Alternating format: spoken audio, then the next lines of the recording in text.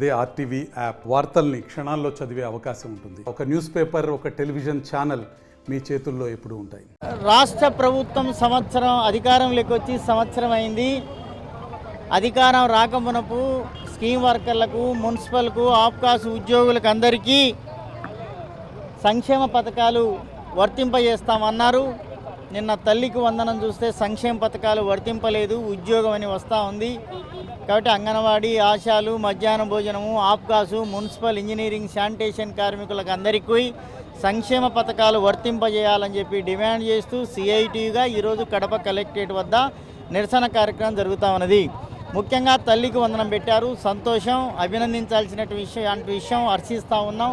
అయితే ముఖ్యంగా ప్రధానంగా ఏమిటంటే ఇందులో ప్లస్ పాయింట్ అంటే ఒకరి, ఇద్దరు, ముగ్గురు, నలుగురు పుట్టినా తల్లికి వందనం ఇచ్చారు, మంచిదే. అయితే ఇప్పుడేమిటి, కొంతమంది మున్సిపల్ వర్క్ పియా పేడ ఎత్త వాళ్ళకు ఉండదు, నీళ్లు వదిలే వాళ్ళకు ఉండదు. కాబట్టి మున్సిపల్ వర్కర్లు వర్తించమని చెప్తా ఉన్నారు. కాబట్టి వర్తింపజేయాలని డిమాండ్ చేస్తున్నాం. రెండోది, అంగన్వాడీలకు 11,500 మాత్రమే జీతం వస్తుంది, ఆశాలకు 10,000 ఇస్తారు, లేకపోతే మధ్యాహ్న భోజనాలు కొందరికే ఇస్తారు. కాబట్టి వీళ్ళ పేరు మీద చూస్తే ఉద్యోగం అని వచ్చింది, ఎంప్లాయ్ అని వచ్చింది. కాబట్టి సంక్షేమ పథకాలు లేవు. కాబట్టి రాష్ట్ర ప్రభుత్వాన్ని మేము సిఐటిగా ఒకటే డిమాండ్ చేస్తున్నాం, రిక్వెస్ట్ చేస్తా ఉన్నాం.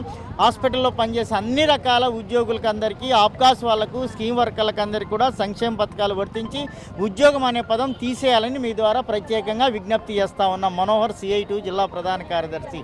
మరిన్ని వీడియోస్ కోసం ఛానల్ ని సబ్స్క్రైబ్ చేయండి. లేటెస్ట్ అప్డేట్స్ కోసం వాట్సాప్ ఛానల్ ని ఫాలో చేయండి. అండ్ లింక్ డిస్క్రిప్షన్ లో ఉంది.